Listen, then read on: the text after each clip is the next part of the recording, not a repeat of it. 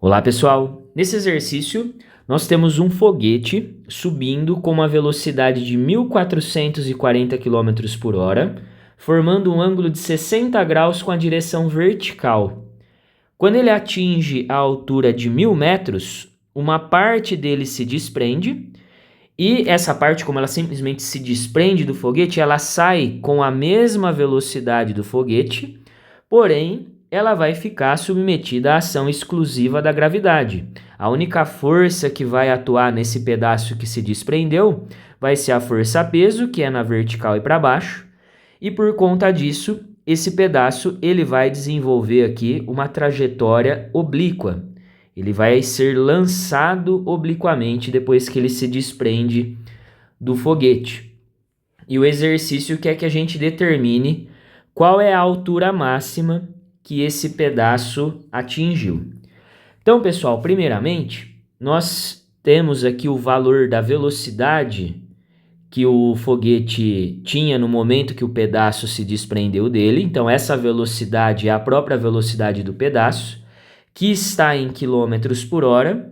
Nós vamos converter aqui para o sistema internacional, que seria metros por segundo.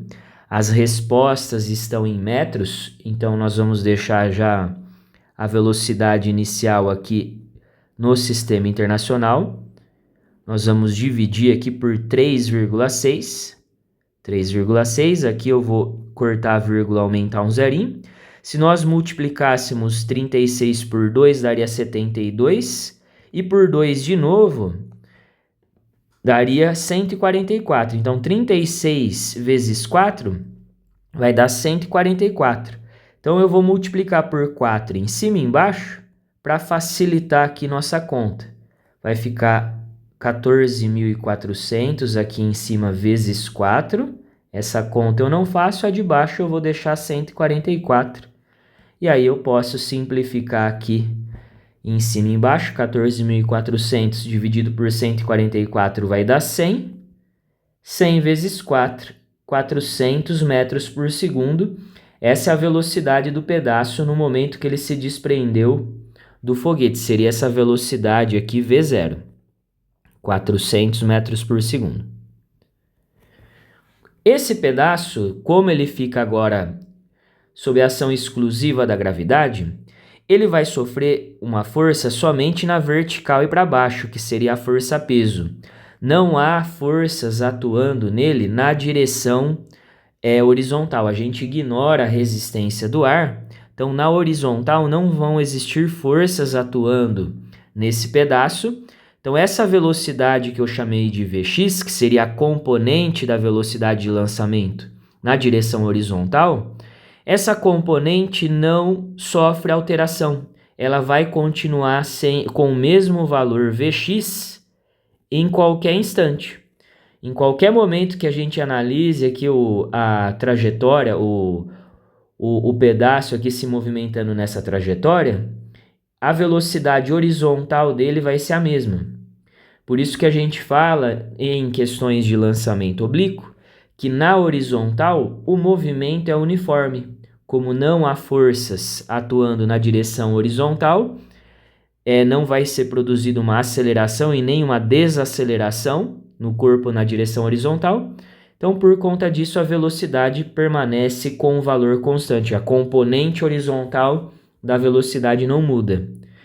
Porém, quando a gente analisa a componente vertical da velocidade original, né? Essa componente vertical, por conta de nós sabermos que existe a ação da força-peso aqui na vertical e para baixo, a ação devido à gravidade, que é na vertical e para baixo, essa velocidade vertical ela vai sofrer alteração. Durante a subida, o movimento vertical vai ser um movimento retardado, ele vai perdendo, esse pedaço vai perdendo velocidade na vertical na subida, até ele atingir a altura máxima, aonde a sua velocidade vertical seria nula. E depois que ele passa pela altura máxima, ele inverte o sentido do seu movimento e começa a ganhar velocidade na vertical agora para baixo. A velocidade dele vai aumentando na vertical e para baixo. Como a força-peso é uma força constante e a gravidade ela assume valores constantes nesses exercícios, nós podemos dizer que o movimento na vertical é um movimento uniformemente variado. Tanto a desaceleração na subida como a aceleração na descida vai ter o mesmo valor, que vai ser o valor da gravidade de 10 metros por segundo ao quadrado. Como a questão está querendo que a gente encontre a altura máxima, nós podemos olhar para o que está acontecendo na vertical somente. Olhar os dados que a gente tem na vertical. Nós sabemos que na altura máxima a velocidade desse pedaço vai ser 0. A velocidade inicial na vertical nós conseguimos encontrar olhando para a decomposição dos vetores. Nós já sabemos a altura inicial e queremos saber a altura final. Como nós não conhecemos o tempo do movimento daqui do início até aqui, mas nós queremos saber a altura que ele atingiu, o espaço que ele se encontra aqui na vertical, a melhor equação de movimento uniformemente variado para a gente resolver esse exercício, como nós não conhecemos o tempo, seria a equação de Torricelli, que eu coloquei aqui como sendo essa equação 3. Então, para nós desenvolvermos essa equação, primeiro nós precisamos encontrar a velocidade vertical no início.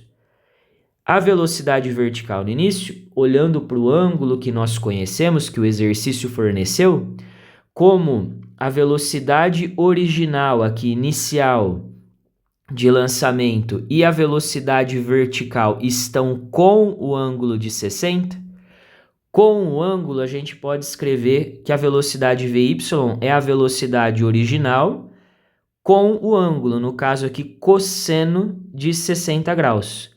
Como está com o ângulo, é cosseno. Se nós fôssemos pensar na velocidade Vx, ela e a velocidade, o Vx e a velocidade inicial V0 aqui de 400 metros por segundo, estão sem o ângulo de 60. E nós poderíamos escrever que o Vx é a velocidade original sem o ângulo de 60, ou seja, seno de 60 graus.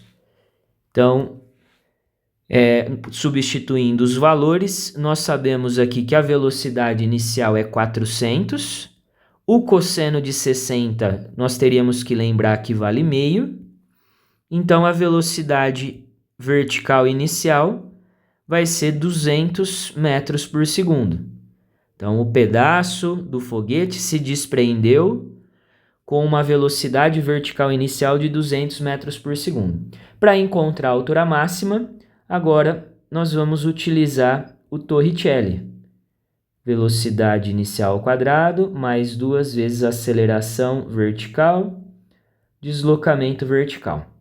A velocidade vertical na altura máxima nós sabemos que é 0. A inicial é 200, vai ficar 200 ao quadrado. Mas aí aqui nós devemos tomar um cuidado. Essa aceleração que eu chamei de AY é a aceleração vertical e ela corresponde à aceleração da gravidade, seria a aceleração da gravidade, e nós sabemos que a gravidade ela sempre vai estar orientada para baixo. E como aqui no exercício nós sabemos que ele partiu aqui de uma altura de 1000 metros em relação ao solo, é como se a gente estivesse considerando o solo com uma altura 0 e esse ponto aqui da onde ele partiu com uma altura, uma posição vertical de 1000 metros. Em outras palavras, a matemática está entendendo que os valores na vertical estão aumentando aqui para cima. Então, como a gravidade ela vai apontar para baixo, nós teremos que considerar que nós teremos que colocar no valor da gravidade o sinal negativo, porque ela está apontando para o sentido aonde as posições vão diminuindo o seu valor. As posições na vertical, no caso, vão diminuindo o seu valor para baixo.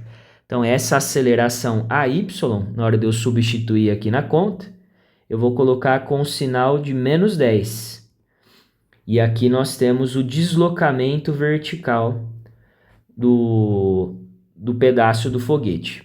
Então vai ficar aqui 200 vezes 200, vai ficar 4, 1, 2, 3, 4 aqui, 40 mil menos 200, deslocamento na vertical.